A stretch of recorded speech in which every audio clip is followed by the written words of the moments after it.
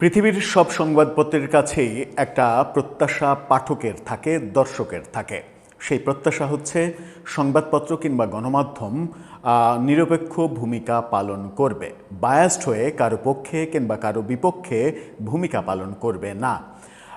শুধু বাংলাদেশে না, সারা পৃথিবীতেই সংবাদপত্রের ক্যারেক্টার কেন যেন পরিবর্তন হয়ে গেছে। পৃথিবীর প্রায় সব পত্রিকার ক্যারেক্টারই এখন দেখা যায় কোনো না কোনো পক্ষে বায়াসড হয়ে তারা কাজ করছে। শুধুমাত্র আপনি বাংলাদেশের গণমাধ্যমকে যদি দোষারোপ করতে চান তাহলে সেটা ভুল হবে। আল জাজিরার মতো গণমাধ্যমও বায়াসড নিউজ প্রকাশ করে এবং কখনো কখনো টাকার কাছে, অর্থের কাছে নতি স্বীকার করে। এরকম বহু দৃষ্টান্ত দেখা গেছে। এমনকি বাংলাদেশের নিউজের ক্ষেত্রেও সেটা দেখা গেছে। বিবিসি, সিএনএন প্রায়ই বায়াসড নিউজ প্রকাশ করে। বাংলাদেশে বহু গণমাধ্যম একেবারে প্রকাশ্যে দলবাজি করছে, এটা আমরা জানি।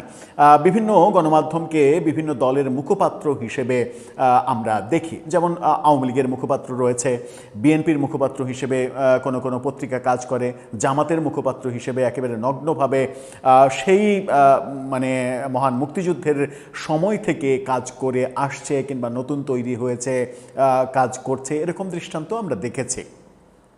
এর মাঝেও কিছু কিছু গণমাধ্যম একটা নিরপেক্ষতা বজায় রেখে চলে, এই বিশ্বাস আমাদের ছিল দীর্ঘ সময় ধরে। যদি একেবারে ভনিতা না করে সরাসরি বলি, তেমনি একটি পত্রিকার নাম প্রথম আলো। প্রথম আলোকে টেক্কা দেওয়ার জন্য কিংবা প্রথম আলোর ক্ষতি করার জন্য আরও একাধিক একটা গ্রুপ অফ কোম্পানির একটা মিডিয়া হাউস তৈরি হলো, যারা প্রথম আলোর সঙ্গে প্রতিনিয়ত টেক্কা দেওয়ার চেষ্টা করে। ওদের দুইজনের কামড়াকামড়ি, রেষারেষি, এই ব্যাপারগুলো আমরা দেখি।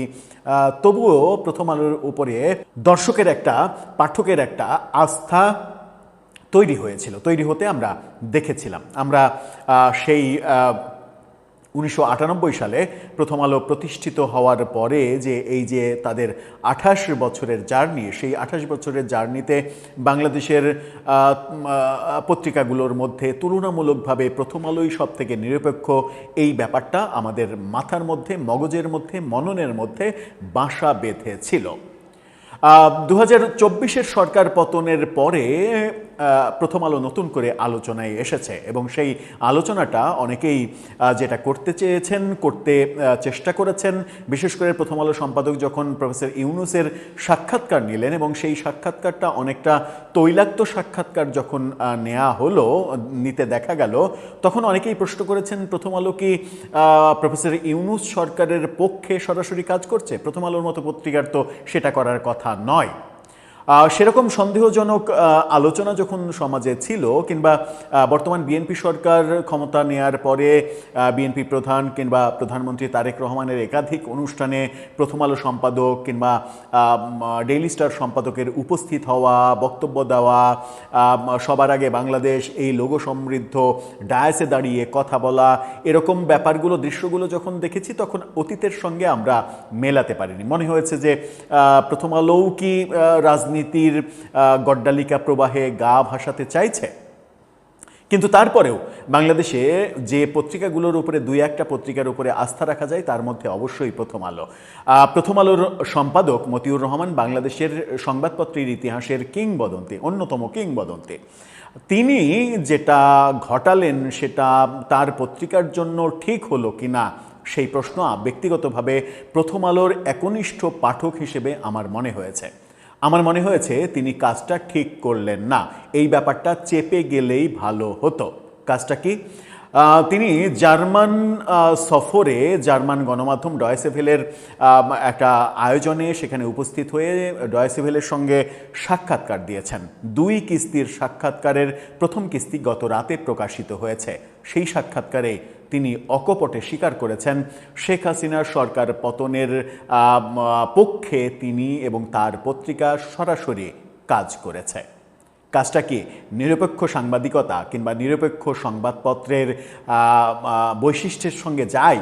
সেই প্রশ্ন জেগেছে। চলুন একটু বিষয়টা সবিস্তারে বোঝার চেষ্টা করি। মতিউর রহমান কি বোঝাতে চাইলেন, কি বলতে চাইলেন। অবশ্য তিনি অনেক খেদের কথা, ক্ষোভের কথাও বলেছেন, যেগুলোর ইতিহাস সম্পর্কে মোটামুটি আমি জানি বেশ কিছুটাই সত্য।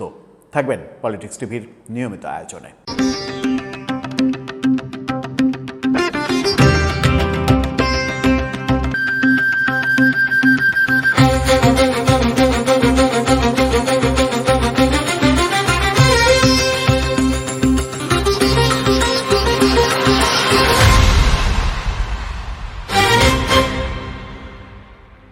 দর্শক, বলছিলাম প্রথম আলোর কথা, প্রথম আলোর সম্পাদকের কথা। জয়সেবেলের সঙ্গে সাক্ষাৎকার দিলেন তিনি, এবং প্রথম কিস্তির সাক্ষাৎকার, প্রায় 23 মিনিট দীর্ঘ সাক্ষাৎকার। সেই সাক্ষাৎকারে তিনি অনেক কথা বলেছেন।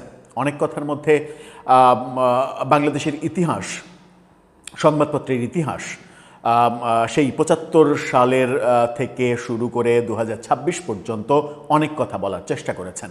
75 সালে বঙ্গবন্ধু যখন 4টা পত্রিকার লাইসেন্স রেখে বাকি সব পত্রিকা বন্ধ করে দেওয়ার সিদ্ধান্ত নিল বঙ্গবন্ধুর সরকার, তার মধ্যে তার একতা পত্রিকা ছিল।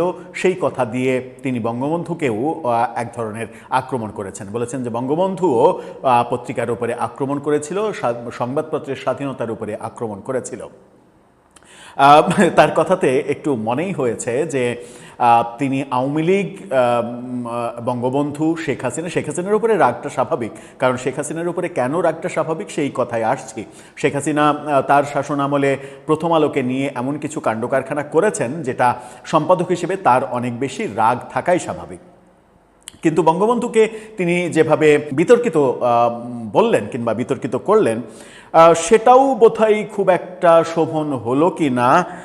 মানে এবং এই বাম রাজনীতি করা মতিউর রহমান, তিনি যে পর্যায়ে যে ধরনের কথা বললেন এবং বর্তমানে তার যাদের সঙ্গে সখ্যতা, সব কিছু একটু এলোমেলো লাগে, একটু মেলে না।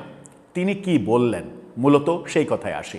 তিনি পরিষ্কারভাবে বলেছেন, তাকে যখন প্রশ্ন করা হয়েছে যে এই ব্যাপারগুলো, মানে 24-এর আন্দোলন এবং পরবর্তীতে মূলত প্রফেসর ইউনূস সরকারের আমলে গত বছরের 18 ডিসেম্বর তার পত্রিকাতে যে হামলা, পুড়িয়ে দেওয়ার ঘটনাটা ঘটলো, এটাকে তিনি কিভাবে দেখছেন, কেন এটা ঘটলো, এই প্রশ্নের উত্তর দিতে গিয়ে তিনি নিজের অবস্থানটাকে যেভাবে 24-এর সরকার পতনের পরে প্রথম আলোকে বিতর্কিত করার চেষ্টা করেছে অনেক পক্ষ, তিনি বলেছেন যে অনেক পক্ষ বিতর্কিত করার চেষ্টা করেছে, উগ্রবাদী পক্ষ তিনি বলেছেন। অনেকটা এরকম যে বারবার উগ্রবাদী গোষ্ঠী, উগ্রবাদী পক্ষ এভাবে বলেছেন, কিন্তু যখন পরিষ্কারভাবে বঙ্গবন্ধু তা একতা পত্রিকা বন্ধ করে দিয়েছে, সেটা বঙ্গবন্ধুর কথা সরাসরি বলতে পারছেন, শেখ হাসিনা এই করেছে সেটা বলতে পারছেন, বিএনপির আমলে 2001 থেকে 2006 কি হয়েছে সেটা বলতে পারছেন, 1998 সালে প্রথম আলো জন্মের পরে 2000 সালে কি হয়েছিল সেটা বলতে পারছেন, তখন কারা ছিল সেটা বলতে পারছেন, বিএনপির মানে আচরণ কেমন ছিল, বেগম খালেদা জিয়ার আচরণ কেমন ছিল, শেখ হাসিনার আচরণ কেমন ছিল, সেগুলো সব নাম ধরে ধরে বলছেন। কিন্তু এই ক্ষেত্রে এসে উগ্রবাদী গোষ্ঠী বলছেন, নাম ধরে বলছেন না। এটা আমার মনে হয়েছে যে তার একটা মানসিক সংকটের একটা ইঙ্গিত পাওয়া যায়। মানে এই গোষ্ঠীর কথা তিনি সরাসরি বলতে এক ধরনের বোধহয় ভয় পাচ্ছেন। তিনি বলছেন যে দেশে আছে একটা গ্রুপ, বিদেশে আছে একটা গ্রুপ, কিন্তু বিদেশে কারা লাইভ করে ধারাভাষ্য দিয়ে প্রথম আলো ভাঙিয়েছে সেটা কিন্তু তিনি মুখ দিয়ে উচ্চারণ করছেন না। কিংবা উগ্রবাদী গোষ্ঠী বলছেন, কিন্তু এই উগ্রবাদী গোষ্ঠী কারা এই কাজ করেছে, কারা ফেসবুকে পোস্ট দিয়ে লাইভ করে এই ভাঙার তদারকি করিয়েছে, তাদের রাজনৈতিক পরিচয় কি, সেগুলো তিনি বলছেন না। বলছেন যে এটা উগ্রবাদী গোষ্ঠীর মানে কর্মকাণ্ড, এবং সেই উগ্রবাদী গোষ্ঠী যে তাদেরকে ভুল বুঝেছে যে তারা রয়ের দালাল, ভারতের দালাল, শেখ হাসিনার দালাল, আওয়ামী লীগের দালাল, এরকম তো প্রচারণা করা হয়েছে, তারপরেই তো প্রথম আলো ভাঙা হয়েছে। সেই প্রচারণার ভুলটা তিনি ভাঙিয়ে দিতে চেয়েছেন, এটা বলে যে 24-এর শেখ হাসিনা পতনের যে আন্দোলন, সেই আন্দোলনের পক্ষে প্রথম আলো কাজ করেছে সরাসরি। বলেছেন শেখ হাসিনা পতনের ব্যাপারে প্রথম আলো এবং আমি একেবারে ঘনিষ্ঠভাবে, প্রত্যক্ষভাবে কাজ করেছি, কোনো ধরনের দ্বিধা ছাড়া তিনি এটা স্বীকার করেছেন। শেখ হাসিনা সরকারের পতনের পেছনে অন্যতম যে ভূমিকা, সেই ভূমিকা মতিউর রহমান সাহেবের, এবং প্রথম আলোর এটা স্বীকার করতে তিনি দ্বিধা বোধ করেননি। এবং আমার মনে হয়েছে যে এই বক্তব্যটা তিনি পরিষ্কার করেছেন ওই উগ্রবাদী গোষ্ঠী তাকে যেন রয়ের দালাল, ভারতের দালাল কিংবা আওয়ামী লীগের দালাল, আওয়ামী লীগের এজেন্ট এই কথাগুলো আর না বলতে পারে, সেই কারণেই বোধহয় তিনি ডয়েচে ভেলের সঙ্গে সাক্ষাৎকারে এই কথাটা বললেন। কিন্তু এই কথাটা বলে যেটা হলো সেটা হচ্ছে যে এক পক্ষকে তুষ্ট করার ব্যাপার থাকলো, কিন্তু সবথেকে বড় যে ব্যাপারটা, প্রথম আলো যে প্রশংসার জায়গাতে ছিল, যে প্রথম আলো একটা নিরপেক্ষ পত্রিকা, সেই প্রশংসার জায়গাটা আমার মনে হয় তিনি হারিয়ে ফেললেন।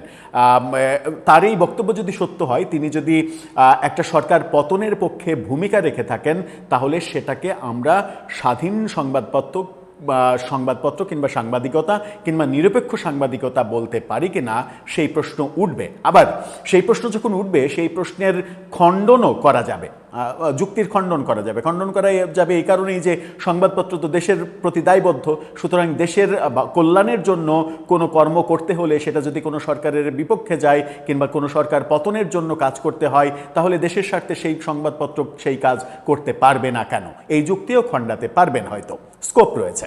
সেই বিতর্কে যাচ্ছি না, শুধুমাত্র প্রশ্নটা একটু উস্কে দিচ্ছি। যদি সরকার পতনের ক্ষেত্রে এক দলের বিপক্ষে আরেক দলের পক্ষে কাজ করে কোনো সংবাদপত্র সরাসরি, এবং সম্পাদক যদি বলেন, তাহলে আমার মনে হয় যে সেই সংবাদপত্রের নিরপেক্ষতা নিয়ে প্রশ্ন তোলার স্কোপ তৈরি হয়। ব্যাপারটা পরিষ্কার। এবার আসি যে তিনি কি কি বললেন, এবং এই যে প্রথম আলো ভাঙা, সেই ভাঙাতে উগ্রবাদী গোষ্ঠী বারবার সেটা বললেন যে তার অফিস থেকে, এবং তিনি নিজে র্যাব প্রধান, পুলিশ প্রধান, ডিজিএফআই প্রধান, গোয়েন্দা প্রধান, সমস্ত প্রধানদের সঙ্গে কথা বলেছেন, কিন্তু কেউ এগিয়ে আসেনি। তিনি বলেছেন যে পুলিশের প্রধানের যে কিছুদিন পরে চাকরি গিয়েছে, সেটাও সম্ভবত এই কারণে গিয়েছে, কারণ তার প্রত্যক্ষ একটা ভূমিকা ছিল যেন পুলিশ এখানে ভূমিকা পালন না করতে পারে, পুলিশ যেন যথাসময়ে না আসে, সেই ব্যাপারটা তিনি কনফার্ম করেছেন। অর্থাৎ প্রথম আলো পোড়ানোর পেছনে সাবেক পুলিশ প্রধানেরও একটা ভূমিকা রয়েছে, সেটাও তিনি বলে ফেললেন। এবং তিনি বলছেন যে উপদেষ্টাদের সঙ্গে তিনি কথা বলেছেন, কেউ এটাকে থামাতে পারেনি, এমনকি প্রফেসর ইউনূসকেও তিনি দোষারোপ করেছেন। প্রফেসর ইউনূসকে দোষারোপ করেছেন, এবং তিনি বলছেন যে 11:15টার দিকে তিনি বাসায় চলে গেছেন।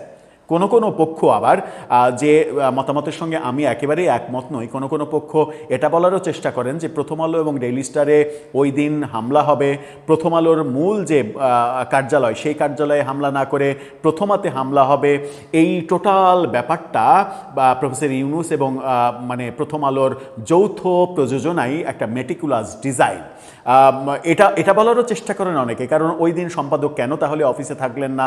যে সময় 12টার সময় পত্রিকা ছাপা হয়, সাধারণত সম্পাদকরা রাতে অফিসে যান, এবং একটু রাতে যান যেন ছাপা পত্রিকার প্রথম দর্শনটা তিনি দিতে পারেন, দিয়ে তিনি তারপরে বাসায় ফেরেন। সেদিনকে কেন তিনি সেটা না করে চলে গেলেন, এই প্রশ্ন অনেকেই এর মাঝে তুলেছেন। আমি সেই প্রশ্ন তুলতে চাই না, কারণ সেই প্রশ্ন তুললে সেটা মতিউর রহমানের সততার প্রতি একটা বড় চ্যালেঞ্জ ছুড়ে দেওয়া হবে। সেই চ্যালেঞ্জটা ছুড়ে দেওয়ার যোগ্যতা এখনো আমার হয়নি। কিন্তু তিনি সরাসরি অন্তর্বর্তী সরকারকে অভিযুক্ত করেছেন, এবং উগ্রবাদী গোষ্ঠীকে অভিযুক্ত করেছেন, পুলিশ প্রধানকে অভিযুক্ত করেছেন, এবং তৎকালীন সমস্ত প্রধানকে অভিযুক্ত করেছেন যে তিনি বলেছেন যে সেনাবাহিনী এসেছে দূরে দাঁড়িয়ে থেকেছে, র্যাব এসেছে দূরে দাঁড়িয়ে থেকেছে, কাউকে থামানোর চেষ্টা করেনি। এখন যে সরকারের পতন তিনি চেয়েছেন, শেখ হাসিনা সরকারের পতন চেয়েছেন, পতনের পরে যে সরকারকে তিনি ওয়েলকাম করেছেন এবং প্রফেসর ইউনূসকে অনেক ভালো মানুষ হিসেবে তিনি মনে করছেন, সেই প্রফেসর ইউনূস প্রথম আলো পুড়ে গেল, কিন্তু কিছুই করলেন না, ঠেকালেন না। এতে তার যে ভূমিকা, তার ভূমিকার প্রথম আলোর যে ভূমিকা অন্তর্বর্তী সরকারের বিপক্ষে হয়ে যাওয়ার কথা, কারণ প্রথম আলো, শেখ হাসিনা প্রথম আলোর মালিকানা পরিবর্তনের চেষ্টা করেছিলেন মতিউর রহমানের ভাষ্যমতে, এবং তিনি সরাসরি বলেছেন যে একটানা চাপে ছিলেন, বিজ্ঞাপন বন্ধ করে দেওয়া হয়েছে, নানাভাবে গণভবনে ঢুকতে দেওয়া হয়নি, সরকারি জায়গায় ঢুকতে দেওয়া হয়নি, সরকারি অফিস আদালতে প্রথম আলো বন্ধ করে দেওয়া হয়েছে, এবং সর্বশেষ সময় 2024-এর এপ্রিল-মে মাসে সরাসরি এস আলম সহ 3টি গ্রুপকে নির্দেশ দেওয়া হয়েছিল যে তোমরা প্রথম আলো টেক ওভার করো। এবং তিনি বলছেন যে তার যে কোম্পানি, প্রথম আলোর যে কোম্পানি, সেই কোম্পানির এমডিকে ডেকে নিয়ে অন্তত 4 ঘন্টা গোয়েন্দা দপ্তরে তাকে মানে মানসিক টর্চার করা হয়েছে এবং বাধ্য করা হয়েছে ভয় দেখিয়ে যে তিনি যেন তার শেয়ার বিক্রি করে দেন, প্রথম আলো যেন ট্রান্সকম গ্রুপের আর আন্ডারে না থাকে, এবং তিনি মানে তাকে নাকি জোর করা হয়েছে যে সম্পাদককে সরিয়ে দেন। তিনি বলছেন যে 24-এর সরকার পতন না হলে আমি প্রথম আলোর সম্পাদক থাকতে পারতাম না, এটা এস আলম টেক ওভার করত এবং এস আলমের পত্রিকা হতো, আমি সম্পাদকের বদলে অন্য কেউ সম্পাদক হতো। শেখ হাসিনার আমলে প্রথম আলোর উপরে টর্চার করা হয়েছে, এই কথা সত্য। একেবারে খাঁটি আওয়ামী লীগ যারা করেন তারা যদি বলেন যে না কোনো ধরনের টর্চার করা হয়নি, এটা ডাহা মিথ্যা কথা, এটা সত্য কথা না, এটা সত্য। কিন্তু সেই টর্চারকে মানে 28 বছরে প্রথম আলোকে অনেক টর্চার সহ্য করতে হয়েছে, এটা তো স্বাভাবিক, টর্চার তো সহ্য করতেই হয় নিরপেক্ষ অবস্থানে থাকতে হলে। কিন্তু তিনি বলছেন যে শেখ হাসিনার আমলে সবথেকে বেশি হয়েছে, বিএনপির আমলে হয়নি, এটা বলছেন। 2001 থেকে 2006 সালের শাসনামলকে তিনি সমালোচনা করেছেন, বলেছেন সেখানে শেখ হাসিনার উপরে গ্রেনেড হামলা, তার সেই ঘটনায় বিএনপি কিছুই করলো না, কোনো ইনভেস্টিগেশন করলো না, এটা বিএনপির চরম ভুল। 10 ট্রাক অস্ত্রের কথা বলছেন, 10 ট্রাক অস্ত্র কেন আসলো এর কোনো তদন্ত হলো না, এটা বিএনপির চরম ভুল, বিএনপির অনেক বড় বড় ভুল ছিল, আমরা সেই ভুলগুলো নিয়ে প্রতিনিয়ত নিউজ করেছি, কিন্তু আমাদের উপরে হুমকি আসেনি যে কি বলে সম্পাদক পরিবর্তন করে দেয়া হবে কিংবা প্রথম আলো অন্য কাউকে বলা হবে তোমরা প্রথম আলো নিয়ে নাও, এরকম ঘটনা বিএনপির আমলে ঘটেনি, কিন্তু আওয়ামী লীগের আমলে ঘটেছে। আওয়ামী লীগের আমলে ঘটেছে বলে এবং শেষ বেলায় এসে এপ্রিল মে মাসে 24 এপ্রিল মে মাসে যখন সম্পাদককেই সরিয়ে দিতে চাওয়া হয়েছে এবং প্রথম আলোর মালিকানা পরিবর্তন করতে চাওয়া হয়েছে, তখন প্রথম আলো সিদ্ধান্ত নিয়েছে যে সরাসরি সরকার পতনের এজেন্ডাতে তারা কাজ করবে। ব্যাপারটা তার বক্তব্যে আমার ব্যাপারটা ক্লিয়ার। এখন আপনি দোষটা কাকে দেবেন? প্রথম আলোকে, মতিউর রহমানকে, নাকি আওয়ামী লীগ সরকারকে? যারা আওয়ামী লীগ সরকার, যদি এরকম অভিযোগ করা হয় যে আওয়ামী লীগ সরকার প্রথম আলোকে বরং তাদের পতনের পক্ষে কাজ করতে এক ধরনের উৎসাহিত করেছে কিংবা বাধ্য করেছে, এটা যদি কেউ বলে তাহলে কি সেখানে ভেটো দেওয়ার কোনো স্কোপ থাকবে? আবার এটা যেমন যুক্তি হিসেবে আসতে পারে, আবার আমি কোনোভাবেই যে কোনো পরিস্থিতিতে কোনোভাবেই কারো বিপক্ষে সরাসরি ভূমিকা, কারো পক্ষে সরাসরি ভূমিকা কোনো গণমাধ্যম নেবে এটার পক্ষপাতী না, কারণ গণমাধ্যম কখনো বায়াসড হয়ে কারো পক্ষে কিংবা বিপক্ষে যাবে না। গণমাধ্যমের কাজ নিরপেক্ষ অবস্থানে থাকা। অবশ্য সেই গণমাধ্যমের যুক্তিও এটা থাকতে পারে যে দেশের পক্ষে, দেশের শান্তির পক্ষে, দেশের স্বার্থে যদি কোনো ভূমিকা নিতে হয় সেটা একটা দেশের পত্রিকা হিসেবে কেন সেই পত্রিকা নিতে পারবে না? দর্শক, এই টোটাল আলোচনায় আপনি কোনটাকে গুরুত্বপূর্ণ ভাববেন বেশি? প্রথম আলো শেখ হাসিনা পতনের এজেন্ডা বাস্তবায়ন করেছে এটাতে, শেখ হাসিনা সরকার প্রথম আলোর সম্পাদক এবং মালিকানা পরিবর্তন করিয়েছে এটাকে, প্রফেসর ইউনূস প্রথম আলো পুড়িয়েছে কিন্তু কোনো মানে ঠেকানোর কোনো চেষ্টাই করেনি, এই যে স্বীকারোক্তি, এটাকে নাকি কোনটাকে? আপনার মন্তব্য জানিয়ে লিখতে পারেন আমাদের কমেন্ট বক্সে।